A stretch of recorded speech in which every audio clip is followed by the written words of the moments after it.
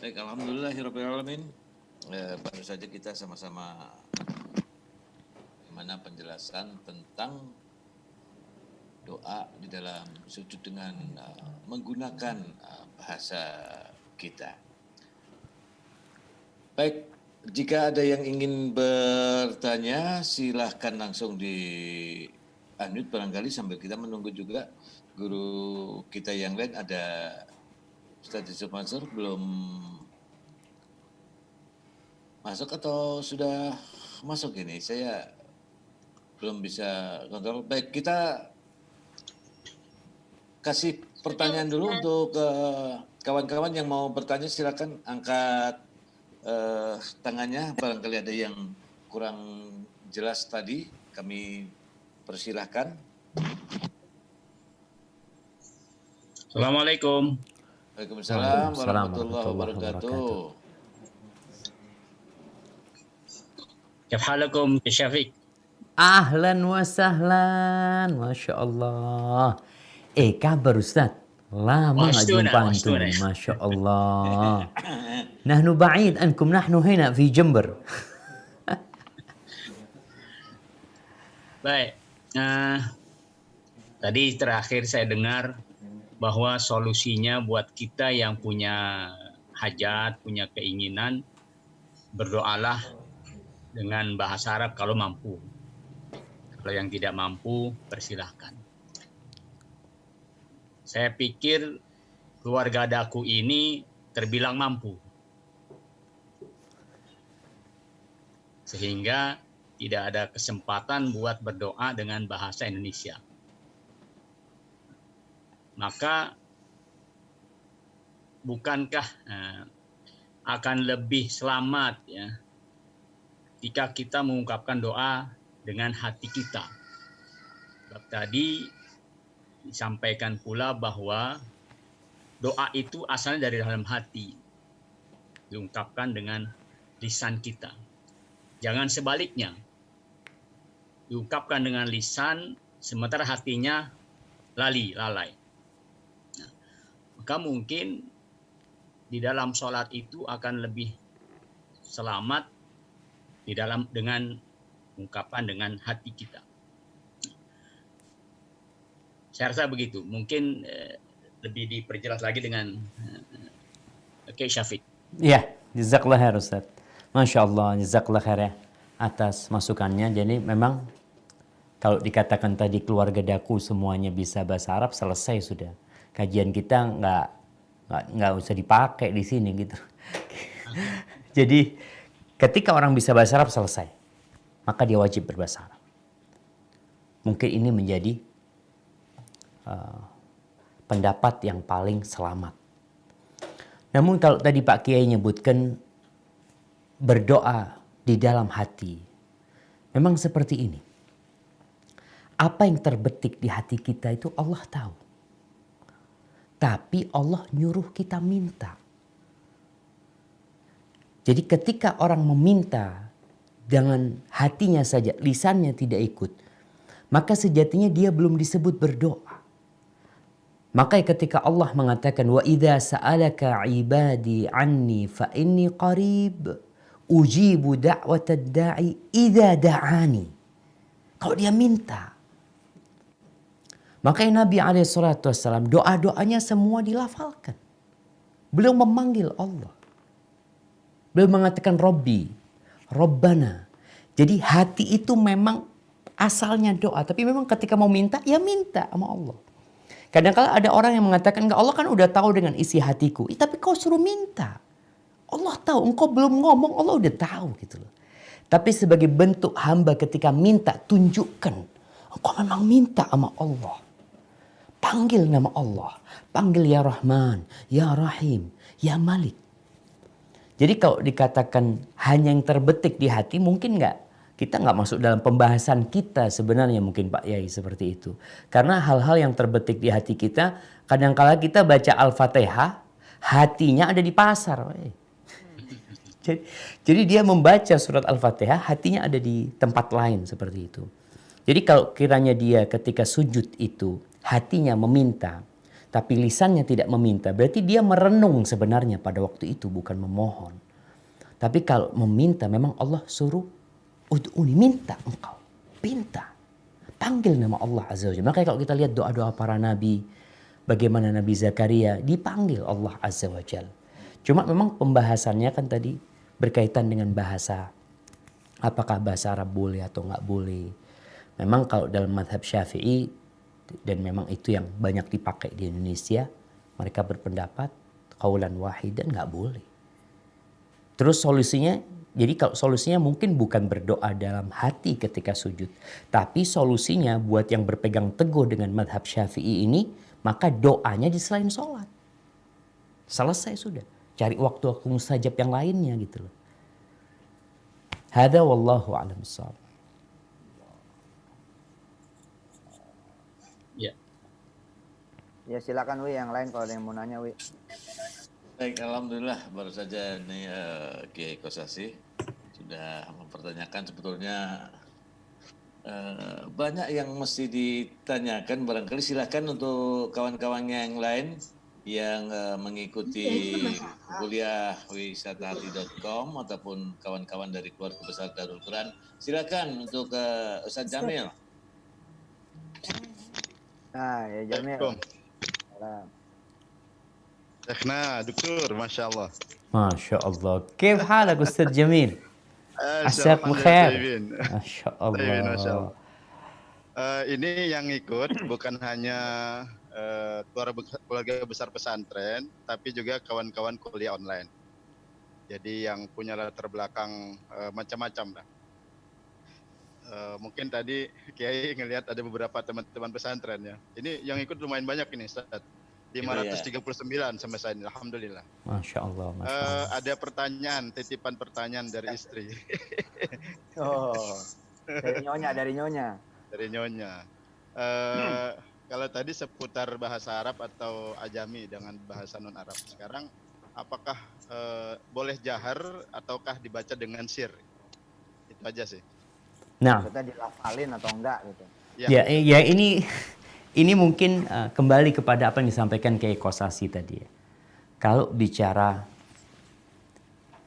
jahar sama sir ini, kalau yang dimaksud adalah dilafalkan dengan tidak dilafalkan, berarti kan pertanyaannya apakah dengan hati saja atau diucapin. Pembahasan semua tadi yang kita baca itu diucapin. Jadi yang kita bahas tadi itu, kalau bicara di hati selesai sudah. Nggak perlu orang, tadi Anda sampaikan ada orang baca Al-Fatihah hatinya ke pasar nawar-nawar. Dia berpikir nanti barang itu Anda tawar sekian ya. Kira-kira dikasih apa enggak gitu ya. Seperti itu. Itu tidak membatalkan sholat.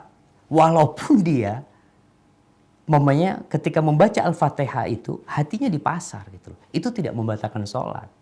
Jadi yang dibicarakan oleh mereka ini adalah ketika doa itu dilafalkan. Kalau sesuatu yang terbetik di hati itu bukan doa. Makanya dikatakan Allah itu memaafkan umatnya. Kata Nabi SAW, amma haddathat bihi anfusuhum. Allah itu memaafkan hamba-hambanya. Apa yang dibicarakan dalam hati mereka. Malam yatakallamu au ya'malu. Selama mereka belum melafalkannya, selama mereka belum mengamalkannya. Jadi pembahasan kita ini adalah ketika doa itu dibaca, diucapkan dengan lisan. Jadi kalau apa yang terbetik di dalam hati, ya memang sejatinya kadang-kala terbetik di hati kita kebencian ini macam-macam. Selama kita nggak bicara, Allah maafkan hal itu. Maka maaf, Anda tadi sampaikan bahwasanya ketika orang diam, berarti dia tidak berdoa. Kalau dia makan, Allah akan tahu dengan isi hati anak, Ustaz. Apa yang anak inginkan Allah tahu, naam. Tapi engkau disuruh minta. Jadi pembahasan kita ketika dikatakan sampai batal sholatnya, itu karena dilafalkan. Kalau bicara dalam hati, nggak masuk dalam pembahasan kita sebenarnya. Seperti itu. Hadza wallahu a'lam bishawab. Baik, silakan yang lainnya atau mungkin Ustaz Yusuf Mansur langsung. Saya tuh masih kangen sama Ustadz Syafiq ya. Saya kangen makan di atas. Masya Allah. Nggak ada umroh sekarang ini Ustaz. Bener di Bukit Madinah itu, Masya Allah. Medina ya Allah, nampak Amin. Jabal Uhud ya Allah. Sambil melihat lampunya Nabawi, Allah. Masya Allah. Kayaknya udah habis tuh tempat Ustaz. Udah gak ada. Jadi perumahan kayaknya udah. Masa sih? Aduh, jangan-jangan Agung Sedayo Ciputra masuk situ. Ayo teman-teman manfaatin kesempatan Allah mustaqim, mustaqim. mau yang إن شاء الله مرة ثانية أستاذنا. amin, لازم amin. تزور معهد. نحن بعيد عنكم هنا وكورونا ما شاء الله. Baik, silakan untuk kawan-kawan yang lain, barangkali dari kawan-kawan yang biasa belajar di kuliahwisatahati.com, kami persilahkan. Jangan malu-malu, ini kesempatan yang sungguh luar biasa ya. Ada Ibu Siti Khadijah itu. Raise hand. Dari Saleh Nurdin, Ustaz, di Karawang, boleh tanya. Mangga, Salam Nurdin, silakan. Ya, langsung. Terhormat Ustaz Syafiq dan Asatid yang dimuliakan Allah Subhanahu wa taala semua. Tadi disampaikan sekilas sumber bahwasannya tidak mesti harus waktu sholat, ada beberapa waktu mustajab gitu ya. Cuma ada sedikit fenomena yang diantaranya saya pernah hidup di Medan sekitar 13 tahun. Jadi ada hal yang unik yang saya perhatikan. Mungkin di beberapa daerah juga. Setelah maghrib di Medan itu di beberapa tempat tidak memberikan jeda untuk untuk berdoa setelah azan maghrib, tapi langsung dikoma. Tapi di beberapa tempat seperti di Jawa Barat itu langsung ada waktu untuk berdoa. Ya mungkin mereka masing-masing punya alasan. Cuma terkadang ada juga santri ataupun dari pihak lain yang bertanya, kira-kira kalau seandainya muncul kembali pertanyaan tersebut, bagaimana menyikapi, mana yang terbaik, apakah di waktu maghrib itu mungkin yang beralasankan bahwasanya saling maghrib di waktu puasa atau bagaimana, atau apakah lebih baik diberi kesempatan untuk berdoa terlebih dahulu, kira-kira mana yang lebih baik? Mohon pencerahannya Ustaz. Siap. Barakallahu fikum. Baik jemaah. Sebelum ana menjawab pertanyaan ini, kembali kepada pembahasan kita tentang berdoa dengan bahasa selain bahasa Arab di dalam sholat. Masalahnya seperti dari awal yang diungkapkan, memang ada khilaf di antara para ulama.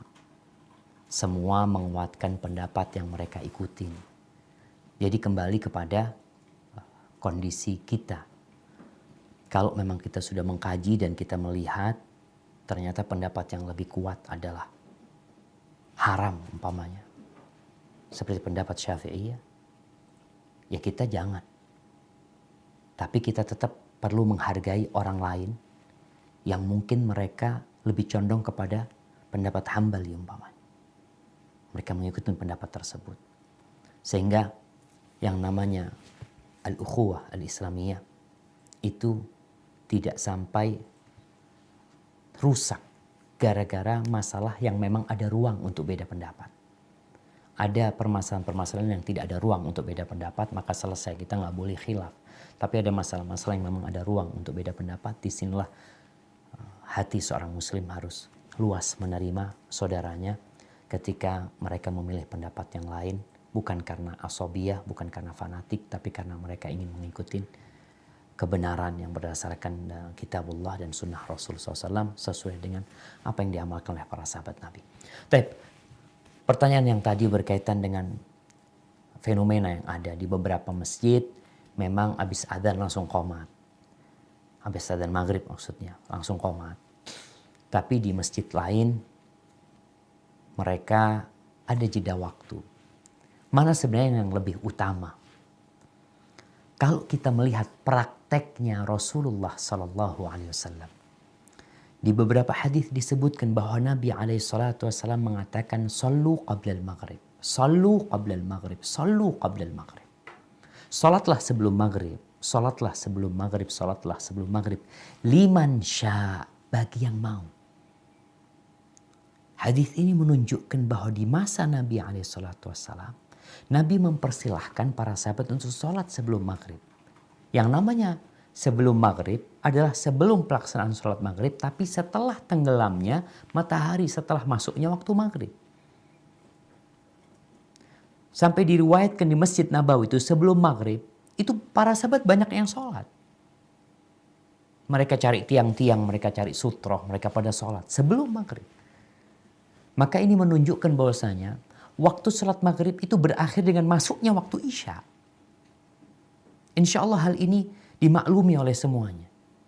Artinya waktu maghrib itu kapan berakhir? Ketika masuk waktu isya. Sebelum masuk waktu isya, masih waktunya maghrib.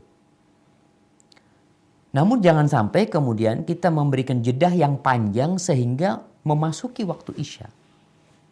Kalau kita lihat di beberapa masjid di bulan Ramadan, Masya Allah. Masjid-masjid yang sebelumnya nggak ngasih waktu, tapi kalau di bulan Ramadan mereka ngasih waktu. Karena untuk berbuka. Jadi apa alasannya ketika dia berpendapat waktunya nggak muasa sehingga dia langsung sholat, seharusnya di bulan Ramadan pun langsung dia sholat. Tapi ternyata di beberapa masjid mereka kasih waktu untuk berbuka. Dan waktu berbuka itu mungkin 4-5 menit di sebagian masjid ya. Ada yang mungkin 7 menit, ada yang 10 menit. Maka ana lihat untuk memberikan kesempatan melaksanakan beberapa sunnah yang memang bisa dikerjakan. Seperti sholat sebelum maghrib yang tidak masuk rawatib yang muakkadah yang bisa dikerjakan oleh orang. Maka lebih baik dikasih kesempatan mereka untuk ya mau tidak mau jamaah. Ketika dikumandangkan adzan di masjid itu orang keluar dari rumahnya. Orang dengar adzan itu ambil wudu. Karena dia dipanggil. Tapi kalau ternyata di masjid tidak memberikan jeda waktu untuk dia berjalan kaki menuju ke masjid. Gak semua orang rumahnya dekat. Sehingga kalau semua masjid itu langsung qomat, orang-orang yang dari rumahnya masbuk terus mereka. Karena panggilan itu panggilan untuk ke masjid. Ketika mereka ke masjid udah masuk rakaat kedua. Karena memang tidak ada jeda waktu. Wallahu a'lam bishawab. Menurut ana ketika kita memberikan waktu yang cukup ya, tapi tidak sampai terlambat karena memang waktu maghrib tidak seperti waktu sholat lainnya, insya Allah itu akan lebih baik. Hada wallahu a'lam bishawab.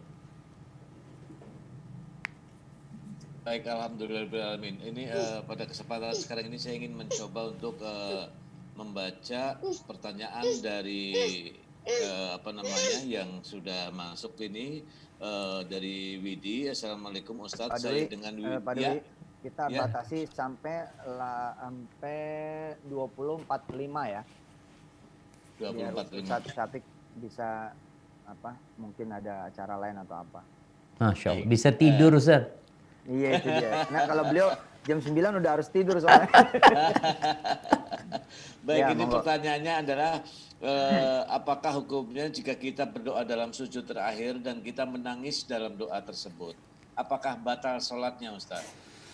Nah, barakallahu fikum. Ya. Ini berkaitan dengan doa dalam sujud terakhir. Perlu difahami bahwasanya Nabi SAW ketika mengatakan wa idza sajadtum fa'akthiru fihi minad du'a. Ketika kalian sujud, banyakin doa. Itu tidak khusus sujud terakhir. Karena Nabi mengatakan konteksnya kalau sedang kalian sujud di sholat itu, wa idza raka'tum fa'azzimu fihi rabb. Ketika ruku kalian agungkan Allah Azza wa Jal. Ketika kalian sujud perbanyak doa di sana. Ini bukan berkaitan dengan sujud terakhir saja. Terus berkaitan dengan semua sujud kita. Makanya kalau kita melihat sholatnya Rasul Sallallahu Alaihi Wasallam. Bagaimana beliau sholat? Ketika sujudnya itu hampir sama-sama berdirinya. Berdirinya baca Al-Baqarah beliau alaihi salatu wassalam. Panjang kali sujud beliau. Ini rakaat pertama. Yang disebutkan dalam hadis Hudzaifah atau hadis Anas bin Malik. Hadis Abdullah bin Abbas. Tentang bagaimana sujudnya Nabi alaihi salatu wassalam di rakaat pertama. itu udah panjang sujudnya. Jadi ketika berdoa di dalam sujud, kemudian menangis, tapi tidak sampai menangis yang keluar suara-suara yang keras seperti itu, nggak ada masalah. Nabi SAW menangis.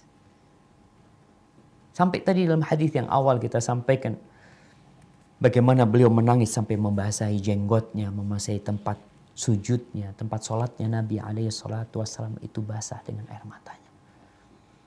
Yang penting ketika nangis tidak sampai teriak-teriak, lupa kalau sedang sholat. Engkau sedang sholat, engkau sedang dalam posisi sujud. Terus menangis memohon kepada Allah Azza wa Jalla.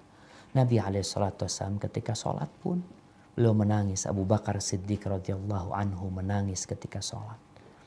Maka sejatinya nggak masalah selama tidak mengeluarkan suara-suara yang bisa membatalkan sholatnya atau suara-suara yang di luar sholat sebenarnya bacaan sholat. Maka silakan kau membaca doa, menangis, tapi ingat bukan khusus di sujud terakhir, tapi di semua sujud. Namun memang ada orang yang mengkhususkan. Ketika dia mengkhususkan, akhirnya dia ini menyempitkan yang luas. Kenapa? Dalam sholat maghrib itu ada 6 sujud. Engkau bikin 1 aja berdoa. Padahal ada kesempatan 6 kali sujud engkau berdoa, tapi engkau bikin cuma sekali berdoa. Sehingga ajaran Nabi ini begitu luasnya. Maka jangan sampai kita menyempitkan apa yang diluaskan oleh Rasul SAW. Berdoalah dalam semua sujud kita. Hadza wallahu a'lam bishawab. Nah. Baik, Alhamdulillah ini memang pertanyaan banyak sekali ini yang ada di yang di sini. Apakah ya Ibu Siti Hadijah mau bertanya tadi katanya? Oke. Iya, Ustadz. Terima kasih. Ini terakhir ya, Wi? Ya, baik.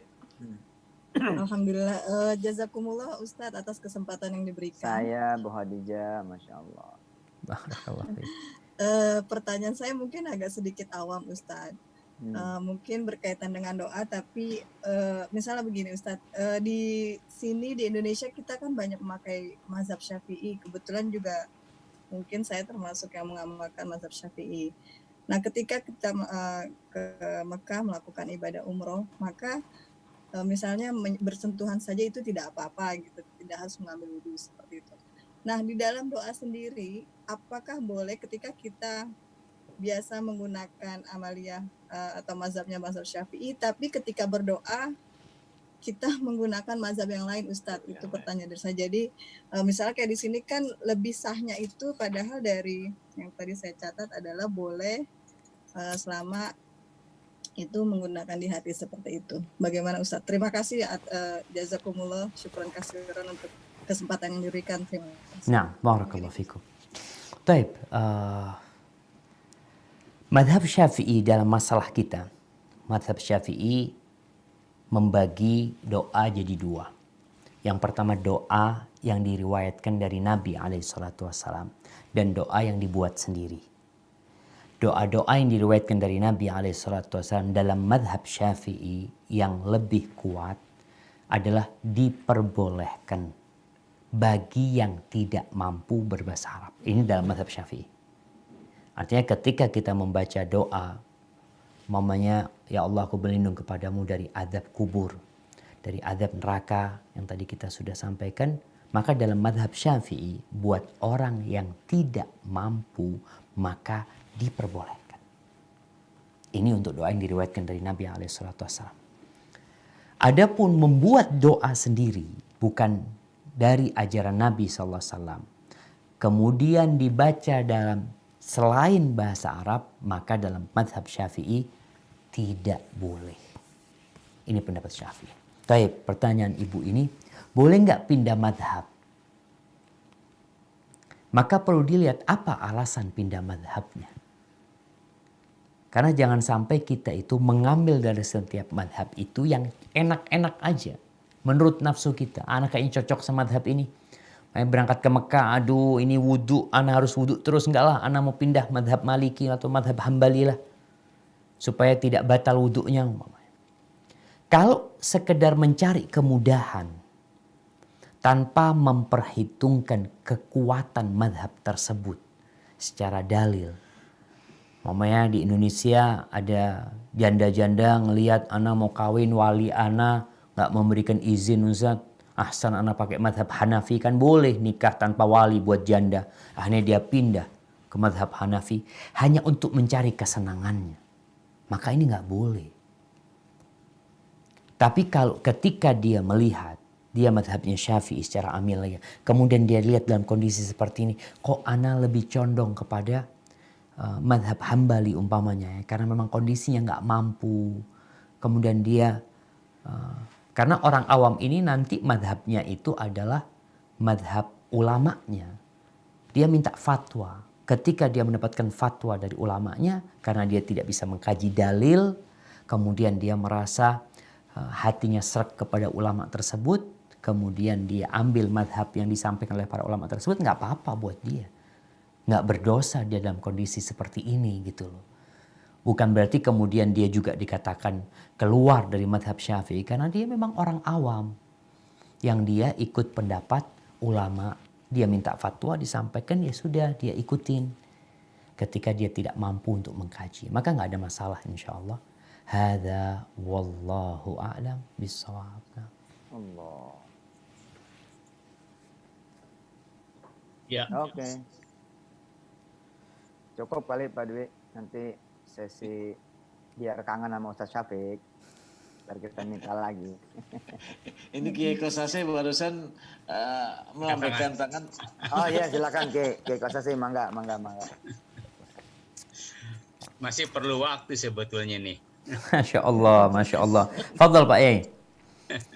Tapi nggak apa-apa lah. Ini waktu berharga. Pak Dokter, ini nampaknya kita perlu perlu pilih pendapat ini. Kalau tadi kan sudah disampaikan ini pendapat Imam Syafi'i, ini pendapat Imam Hanafi. Barangkali kami perlu kira-kira nih yang mana ya yang patut kita lakukan, kita jalankan. Ingin dapat pilihan lah dari Pak Dokter ini. Nah, barakallahu fikum. Ya, kalau bicara pendapat ana, setelah ana mengkaji ya, ana melihat kondisi umat manusia yang tidak semuanya bisa bahasa Arab. Yang pertama, mereka hendaklah belajar bahasa Arab. Artinya tetap seorang muslim itu dianjurkan untuk belajar bahasa Arab. Tunjukkan semangat dia untuk mengkaji agamanya. Untuk berbicara dengan bahasa yang nabinya Shallallahu Alaihi Wasallam berbicara dengan bahasa tersebut. Yang Jibril alaihissalam membawa kalamullah kepada Nabi dengan berbahasa Arab. Dan disampaikan oleh Nabi alaihissalam kepada umat manusia dalam bahasa Arab. Sehingga kita lihat Mesir yang awalnya negara Egypt, negaranya Fir'aun pada waktu itu. Kemudian dikuasain oleh Muqawqis, oleh Romawi. Jadi negeri Arab, berbahasa Arab mereka kemudian.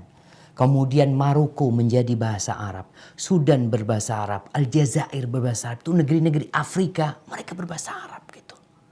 Bagaimana kepedulian mereka dengan bahasa Arab. Ini mendorong kita untuk belajar bahasa Arab. Tapi kalau memang ada orang yang tidak mampu berbahasa Arab. Jadi kalau di Indonesia alhamdulillah banyak orang bisa ngaji. Banyak orang menghafal doa-doa Nabi SAW dalam bahasa Arab sehingga dia bisa membacanya dalam bahasa Arab. Tapi kalau memang ada orang yang tidak mampu berbahasa Arab dan dia punya keinginan, dia memiliki keinginan yang dia nggak tahu harus dengan bahasa Arab. Tadi kita sampaikan kalau dirakit bahasa Arab akhirnya dia juga nggak paham, dia sekedar mengulangi ucapan kata-kata yang dia tidak memahaminya sehingga tidak ada kekhusyuan pada diri dia. Maka ana lihat bagi orang yang tidak mampu, tafadhol. Setelah dia berusaha, kemudian dia tidak mampu, ana rasa kita persilahkan dia untuk meminta, memohon kepada Allah Azza wa Jalla dalam bahasa dia. Dengan catatan dia tidak mampu. Yang mampu bahasa Arab. Apa gunanya belajar bahasa Arab? Karena ana sedih Terus terang ana ini sedih sekali. Lulusan Timur Tengah itu banyak. Lulusan pesantren di Indonesia itu banyak. Tapi kenapa bahasa Arab tidak menjadi bahasa kedua di Indonesia ini? Kenapa ana melihat di pesawat itu ada koran bahasa Mandarin, tapi nggak ada koran bahasa Arab? Karena banyak orang-orang yang lulus dari Timur Tengah, di rumahnya nggak bahasa Arab. Di rumahnya. Dia belajar bahasa Arab 6 tahun di pesantren. Kuliah 4 tahun bahasa Arab. Sampai Indonesia, menikah, punya keluarga. Kenapa anaknya nggak diajar bahasa Arab? Diajak ngomong bahasa Arab. Diajak ngomong. Kita lihat tuh orang-orang yang lulusan Inggris ya, anaknya diajak bahasa Arab sama dia. Bahasa Inggris, afwan. Yang Cina diajak bahasa Mandarin, bisa bahasa Mandarin. Dan subhanallah anak-anak itu jamaah. Ketika umur di bawah 5 tahun. Itu secara penelitian dikatakan mereka bisa menguasai 10 bahasa tanpa kesulitan. Asalkan bukan dengan dipelajari, bukan dengan didengarkan. Makanya anak punya teman-teman di Medina itu anak-anak yang dari Bosnia, anaknya bisa bahasa Arab, bahasa Inggris, bahasa Bosnia, bahasa macam-macam. Subhanallah. Jadi ketika ada orang yang ngomong kepada dia dengan bahasa Bosnia, langsung berubah ya bahasa. Ngomong bahasa Arab langsung jadi bahasa Arab. Ngomong bahasa Inggris langsung jadi bahasa Inggris. Kenapa? Karena orang tuanya membiasakan. Ingat bahasa Arab itu termasuk agama kita. Maka harapan anak, apa yang kita kaji ini, apalagi yang madhab Syafi'i ini seharusnya lebih takut lagi dia. Dia harus benar-benar bisa bahasa Arab. Dan negeri kita alhamdulillah madhabnya Syafi'i. Sehingga khutbah Jumat nanti bahasa Arab karena semuanya bisa bahasa Arab. Tapi kalau sekarang khutbahnya bahasa Arab, orang pulang gak ngerti apa-apa jemaah. Gak dapat apa-apa dia akhirnya. Hadza wallahu a'lam bishawab ya. Jadi pendapat ana yang mungkin pendapat itu salah. Afwan. Ana melihat pendapat yang mengatakan bagi yang tidak mampu berbahasa Arab boleh dengan bahasa selain bahasa Arab. Ana lihat pendapat ini lebih kuat. Kenapa? Karena Allah mengatakan fattaqullaha mastata'tum. Bertakwalah kepada Allah sesuai dengan kemampuan kalian. La yukallifullahu nafsan illa wus'aha. Allah tidak membebani hambanya kecuali sesuai dengan kemampuan dia. Sampai sebagian ulama berpendapat kalau ada orang yang zikirnya nggak bisa bahasa Arab. Karena dia dari orang ajam sampai dia baca subhanallah alhamdulillah mau kesulitan dalam bahasa tersebut. Kalau tidak mampu mau gimana lagi? Jadi kondisinya orang yang tidak mampu. Kalau masih mampu belajar, belajar. Hadza wallahu a'lam. Mungkin seperti itu Pak Kiai. Itu pendapat ana dan tapi ana sudah menyampaikan, silahkan yang bisa mengkaji yang mungkin mengikuti pendapat ulamanya ya silahkan diikutin. Kemudian dijalankan, yang penting tetap menjaga hati untuk saling menghormati dan menghargai. Hadza wallahu a'lam bishawab. Alhamdulillah. Jamil masih ngangkat tangan aja. Belum puas beliau.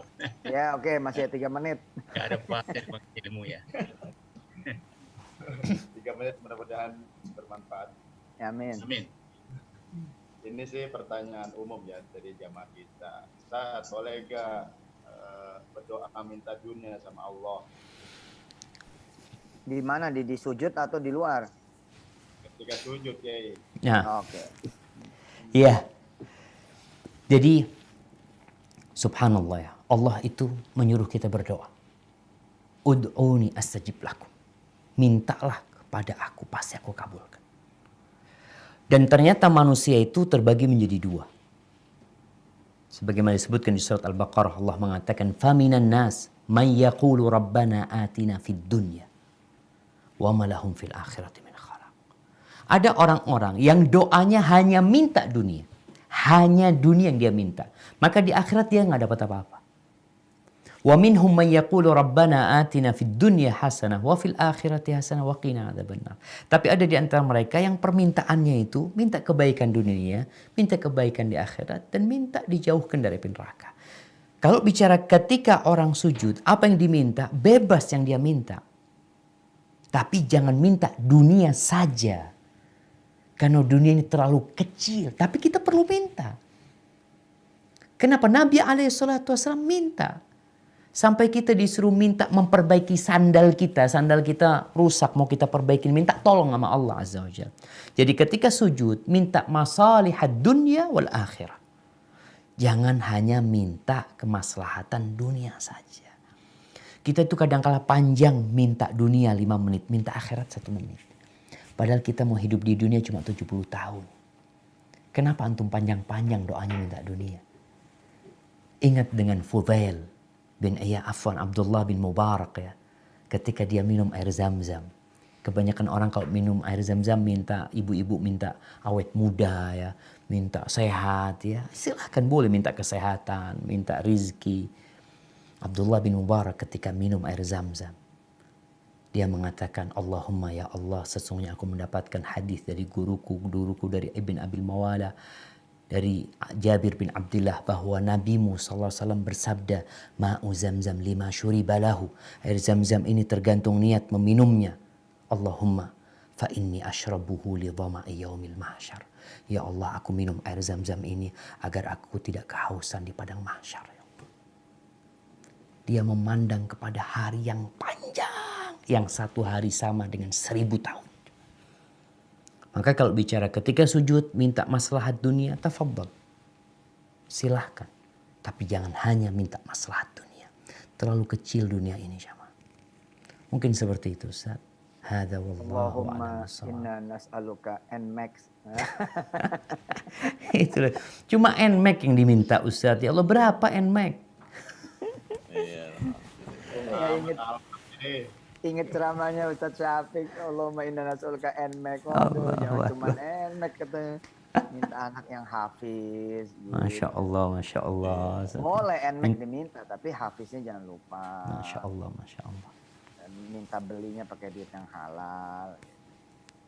Pak Dwi, kelihatannya kita nggak akan pernah cukup nih dengan Ustadz Cukup, Syafiq. iya. Banyak Tapi sekali kita harus cukupkan.